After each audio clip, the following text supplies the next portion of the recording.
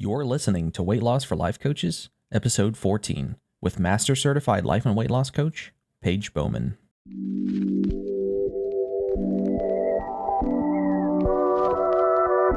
Welcome to Weight Loss for Life Coaches, the weekly podcast for coaches who are growing their coaching business and on their weight loss journey.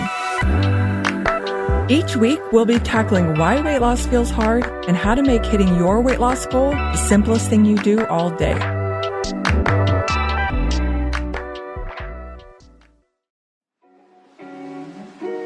Welcome to today's episode. We are talking all about imposter syndrome today.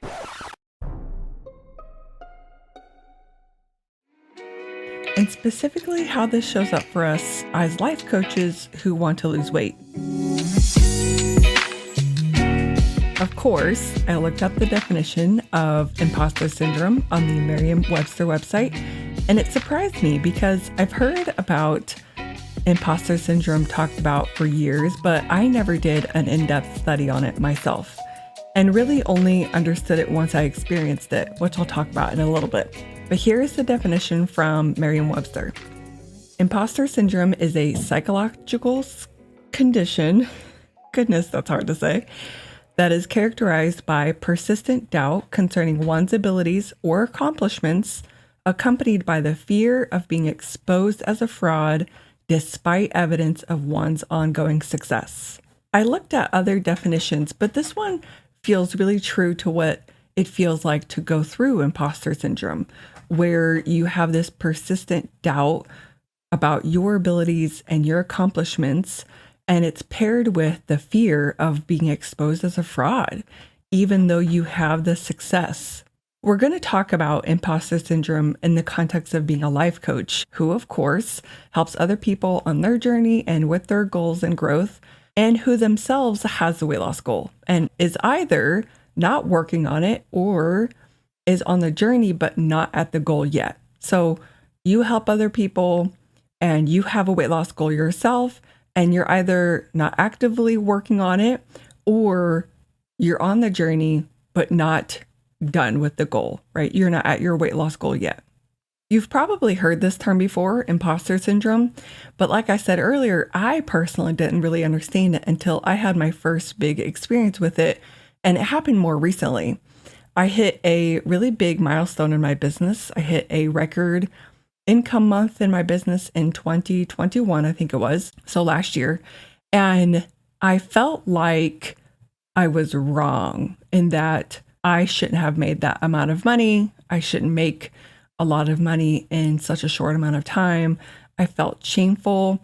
I wouldn't have said I felt like an imposter, but I felt wrong, even though there was a success. And outwardly, you could say that that was really awesome what I did and what I created. But for me, it felt like there was something wrong about me having done that. And then someone told me about imposter syndrome, or really someone said, hey, this is imposter syndrome, right? I knew what it was. I've heard people talk about it before, but it wasn't until I experienced it and then someone told me that's what it is when it really clicked for me. So for you, you may have heard this term before, but it's one of those that until you experience it yourself, you may not realize that that's what imposter syndrome is. So listen to this episode, see if this feels like something that you're experiencing. And of course, we're going to talk about why it happens and what to do about it, but also save this episode for later on down the road if this happens to you, and then come back and listen to it and see if it makes more sense now. And now for me, I see it sneakily pop up in different areas of my life. I recently finished one of my master coach projects, which was organizing all of our paper in our house. And even me saying that out loud on a podcast is really big because I felt so ashamed that this was something I struggled with, that I'm a quote unquote successful adult, so I shouldn't have this paper organization or disorganization problem. In a way, this is a little bit different in I'm not acknowledging, or I'm not acknowledging my success. In fact, I'm saying that I shouldn't have problems because of my success. So I'm not attributing my success to something else. I'm saying I shouldn't have this problem because I have success elsewhere. I don't know if there's a specific term for this little nuance of a difference. So if there is, y'all message me on Instagram at LifeCoachPageB and tell me. But for the sake of this episode, I'm still going to attribute it to imposter syndrome because this shows up with life coaches who have a weight loss goal, where they're not necessarily always saying that they shouldn't have the success they have, but they think that they shouldn't have this problem, quote unquote problem, of not being at their goal weight because they're successful as a life coach. So it's a little bit different. Maybe it's the same term, but we're going to go with it for this episode. Before we go any further, I want to take a second to say nothing has gone wrong if you experience this.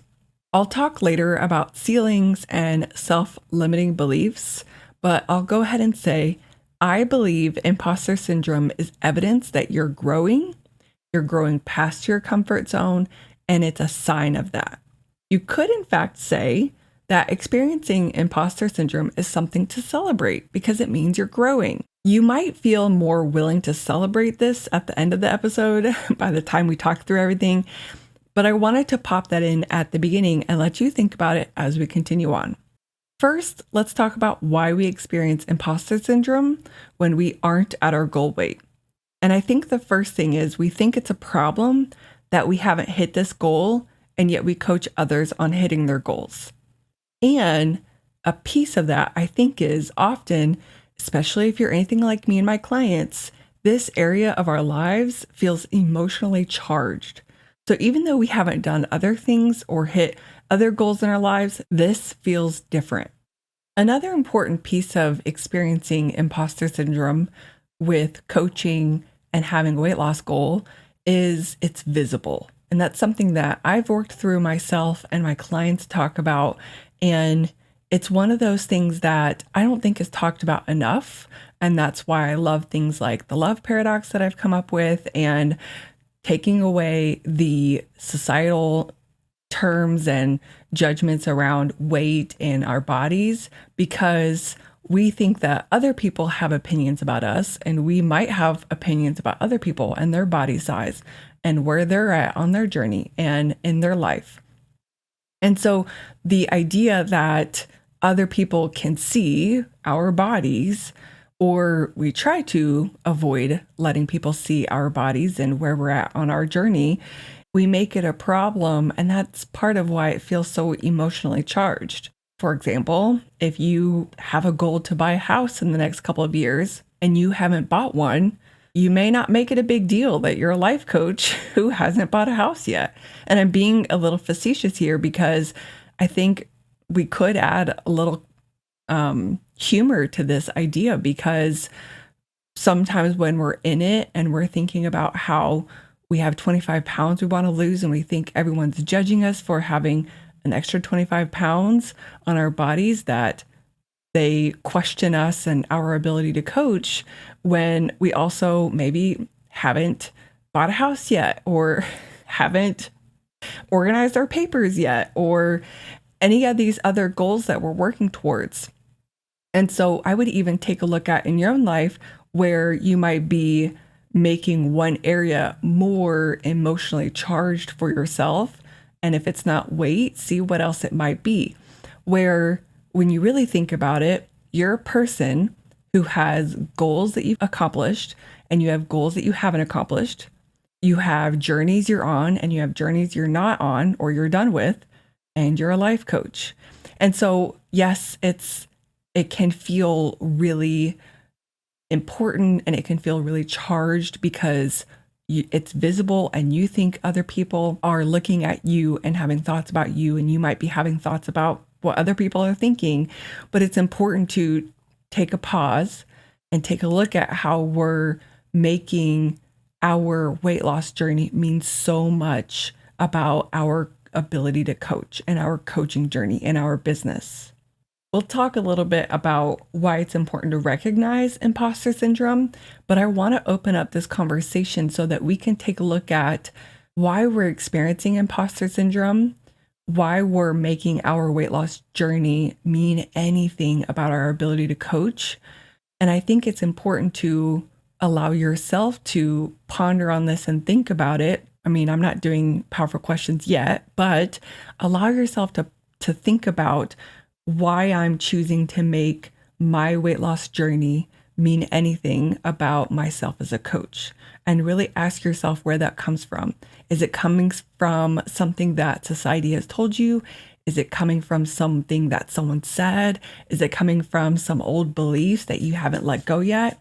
This would be a really good opportunity to do a brain dump on your weight loss journey and your thoughts about yourself as a coach. Another reason I think we experience imposter syndrome when we're not at our goal weight is we are comparing making money to losing weight in a way that doesn't make us feel good. So we're really comparing and despairing with ourselves. We're looking at our ability to make money, our ability to sign clients, to our ability to lose weight. Or you might be thinking, you mean inability, Paige? No, I don't. It's this idea that you are making your coaching journey mean anything about your weight loss journey and vice versa. You're making your weight loss journey and maybe not being at your weight loss goal means something about your life coaching business and your ability to create clients and create money. And so this comparing and despairing with yourself is a big proponent to experiencing imposter syndrome. And then the last reason why I think we experience imposter syndrome as life coaches who aren't at our goal weight yet is we think that what we have or haven't done, i.e. the goals we have or haven't accomplished yet, is tied to our ability to help people. And I think for me, this is the most important of all of the reasons why we experience imposter syndrome to take a look at. Because I believe that if you have the desire to help people, no matter what goals you have or haven't accomplished yet, don't really factor into that. And we could really get into the nuances here, but if you haven't lost weight yet, or you haven't hit your weight loss goal, does it really truly mean you can't help other people hit their goals? I don't think so. And I think if we really take a second and look at our ability to help people and then really ask ourselves, does me hitting goals or not hitting goals really mean I can't help people? When you really take a look at, is it enough that I have the desire to, I have some basic life coaching tools, and I have the ability to have compassion and listen to my client? Let the rest just be part of your life journey. And I know I'm kind of going into what to do about imposter syndrome, but I want to bring this up to say that when we are tying our ability to create results in our life, our ability to hit goals or those goals we haven't hit yet to our ability to help people, I think we really get in our way and our future clients' way.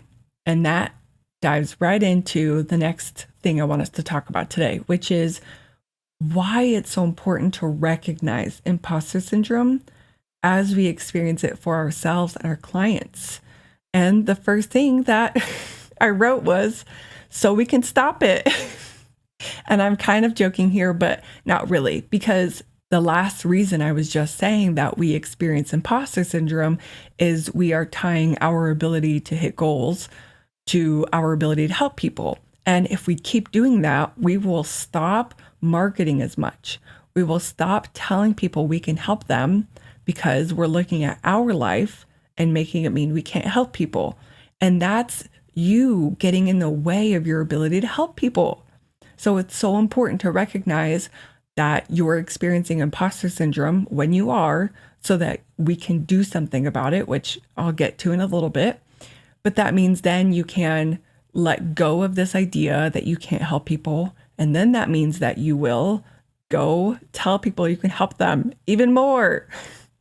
I am a proponent of getting out there and helping people if you have the desire to, which is why I love working with coaches and having this podcast available to you so that you can recognize when you're experiencing imposter syndrome and then stop. It's also important to recognize when you're experiencing imposter syndrome because you might be holding back in your coaching as well, not just your marketing. But if you're thinking that I should be able to figure this out, but I'm not, and then you're in a coaching session with someone, I'd wonder if you're holding back in powerfully coaching that person. And this is where we step into compassion and curiosity with ourselves, and we just take a look. Do I hold back with my clients because I'm thinking that I can't help them or really help them because I haven't hit my weight loss goal yet? And then you say, good to know, let's go shift that belief if that comes up for you. That was a big piece of my work when I decided to lose weight as I was building my coaching business. And it's why I love helping coaches do the same thing now, because I wasn't at my weight loss goal. I wasn't 100% certain I'd get there. Of course, I worked through and really built up my ability to be in its sun energy, but I was helping people hit their goals knowing I was still on my journey. And I really had to work through this because what I found was I really wasn't pushing my clients or asking as powerful questions or questioning their own beliefs because I was kind of in my own drama. And once I worked through my thoughts about myself and my journey and being a coach who's on her journey, and I let go of that being a problem, I could show up so much more powerfully for my clients and for their journey. I was really stepping into the power of a coach on a call with another person, leaving my stuff behind. And it's easier to do that when you recognize that the only reason you're holding back is because of some faulty beliefs about your ability to help people being tied to your ability to create results and hit goals in your life. And then the last reason why it's so important to recognize that you're in imposter syndrome is because it keeps you frozen or not making much progress on your weight loss journey. It doesn't serve you as a coach, it doesn't serve your clients, but it really doesn't serve you and your desire to be at a certain weight and to stop emotionally eating. I've heard it many times from people on consults and from my clients that they think they should be able to figure this out. And then I ask them how that feels and what that has them do when they believe they should be able to figure this out. And oftentimes it has them not getting into action and not loving where they're at right now. And if you've listened to the Love Paradox episode, we're really getting into that territory, because when you're thinking I should be able to figure this out, you're not loving where you are now, and it's not a loving journey, even if you do get into action. So it's so important for you and your relationship with yourself on your weight loss journey to recognize when you're in imposter syndrome and comparing and despairing with yourself. Okay, let's get into the goods. Let's talk about how to overcome imposter syndrome. We've talked about what it is, why it happens for us as coaches who have a weight loss goal, why it's so important to recognize when you're experiencing imposter syndrome, and now how to overcome it. But first things first, notice how I didn't say, make sure it never happens again. It may keep happening to you. At each new level, you might experience imposter syndrome again and again. I learned a lot about ceilings and self-limiting beliefs while reading The Big Leap by Gay Hendricks, I think it is. And as I look back in my life and look around me at others as well, I think about how this will probably just keep happening. I'll probably keep hitting a ceiling as I grow. I'll probably find myself experiencing imposter syndrome as I continue to evolve and go on different journeys in my life, because of course I will continue to grow as a life coach and just myself personally. So maybe the goal here then is to learn how to spot it in yourself first, which means paying attention to your own brain and learning how to overcome it and to have extra compassion for yourself when it does happen. It means you're growing when you're experiencing imposter syndrome. Remember how I said earlier that you could celebrate it? It means that you've hit another ceiling and it's time to grow past it. It means that you are shedding some old beliefs, or that it's time to start shedding some old beliefs. It means that you left your comfort zone and created success, or went on an uncomfortable journey like losing weight and stopping emotionally eating. So I say celebrate. Let that be part of overcoming imposter syndrome, is to recognize it for what it is. It means I'm growing. Of course it happens. Nothing's gone wrong. And a really good exercise to do is to make sure that you do pay attention to your brain over time. I like to do free writes every day, or most days of the week, where I just type or I write for 10 minutes and I just check in with what's going on in my brain. You also might have heard that called a brain dump or a thought download. And I also like to get coached, and I also like to self-coach on my goals. So keeping a regular routine of checking out your brain and seeing what's going on, especially when it comes to the goal itself, is really good in noticing when imposter syndrome starts to pop up. And I know I'm telling life coaches to keep aware of their brain and to do a daily self-coaching practice. And you are either rolling your eyes at me like, Paige, I know this is what we do, or you might be thinking, wait, I'm supposed to pay attention to my brain.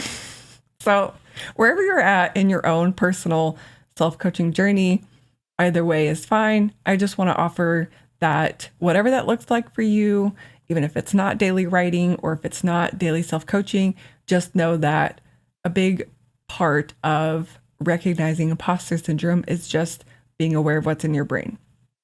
The next piece to overcoming imposter syndrome, after you have reminded yourself that nothing has gone wrong and given yourself a extra dose of compassion, is to decide that what you know or don't know right now, what you have done or haven't done right now, is exactly enough, is perfect, is exactly the way it should be. This one just gets to be a decision. Honestly, if you think about it, I could just decide right now that every journey I've gone on, every goal I accomplished, every goal I gave up on, decided to no longer pursue, every goal I still haven't accomplished yet, every journey I've paused or every journey I've been on, every result I have or haven't created, all the things I know and all the things I don't know yet, it's all perfect. It's exactly the way it should be. I am enough with everything I have in my brain and everything I've done in my life, period. I want to offer it to you that simply because I've done that in my life, where I've just decided that, for example, I don't kick myself while I'm down. That was a big one I learned during Master Coach training, that my Master Coach instructors helped me realize I was doing. One, right? Recognizing is so important, and what to do differently. And I let it just be a decision. I no longer kick myself while I'm down. In fact, I'm the one that picks myself up. And so in the same way, you can decide that I am enough right now, period. And then go live out today and the rest of the week and the rest of the month from that belief, and start seeing how it shifts your opinions and your thoughts about your journey, your weight loss journey, where you're at right now, and your coaching, and see what starts to change just by making that decision if you're willing. The next thing to do is to start separating out what you have or haven't done from your ability to help people. I started to talk about this earlier, and really all this looks like is, here's why I am an amazing coach right now, right? If you've already decided that you're enough right now, then start separating out all the reasons I'm an amazing coach and I can help my people and I'm the perfect coach for them, and how that has nothing to do with my weight loss journey, period. That could just be its own exercise, if you will. And then the next one is to start separating out your successes from anything else in your life.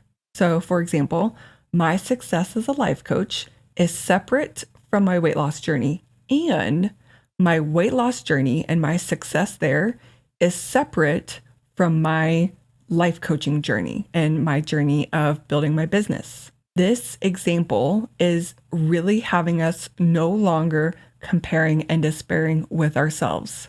We're separating out each of our accomplishments as letting that be its own thing, its own journey. And I think it's useful here. You can decide to take this one or leave it, but I think it's useful to let your weight loss accomplishments just be that. Let your life coaching accomplishments and success just be that. You could even separate out your success as a coach from your success as a business owner and building a business. But what we're doing is we're keeping them separate to, one, avoid comparing and despairing with ourselves, but this next piece, to practice claiming our success. And that's this big one of overcoming imposter syndrome, is to claim your success. So that's the next piece. And when you start separating out your different journeys from themselves, you're also giving yourself so many more opportunities to claim and acknowledge your successes. Because remember, if you go back to the definition of imposter syndrome, it's doubting your abilities or your accomplishments. So why don't we then just start practicing claiming and owning and taking responsibility for our successes? This one is huge. And as an exercise, what you could do is write out the success. Maybe it's how many clients you've signed, or how many people you've gotten results, or how many of your clients have gotten results. Maybe it's how much money you've made. Maybe it's how many pounds you've lost. Maybe it's how many times you started your weight loss journey up again. I know that when I look back at my entire weight loss journey, I claim it as a success every time I got back up and didn't stay on the ground after a fail. And this ties into our last piece of overcoming imposter syndrome, is claiming where you are on your weight loss journey. This is where I'm at. This is where I was. This is where I want to be. And instead of comparing and despairing with ourselves, we're just getting clear. And then, bonus, you could claim that where you are right now is a success.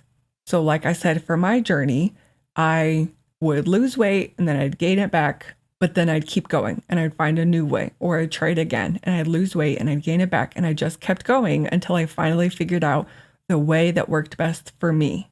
And so every time I got back up and I tried again, I was so glad that I found motivation and commitment to keep going. But now I'm going to add on top of that, that even those times when I was down and I gave up, I can see how that was part of my success, because I am a success and every part of my journey was necessary to be here. So what if, no matter where you're at on your weight loss journey, whether you've paused or whether you've just gained a couple pounds back, or whether you're 20 pounds down, you could decide that you're a success. And again, I'm kind of stepping onto the love paradox territory here. But if the definition of imposter syndrome is to persistently doubt and feel like a fraud, it's time to change that narrative on purpose. So to recap, overcoming imposter syndrome, we've got noticing it and making sure to remind ourselves that nothing has gone wrong. And maybe even making it a part of our daily or weekly habit to see what's going on in our brain when it comes to our journey and our thoughts about ourselves as a coach, and just giving ourselves the opportunity to see what's going on there, to see that, or to see if we recognize that we're in some imposter syndrome or we're still just growing on our journey. And then decide that what you know or don't know, have done or haven't done, is exactly enough right now. And then start separating out what you have or haven't done from your ability to help people.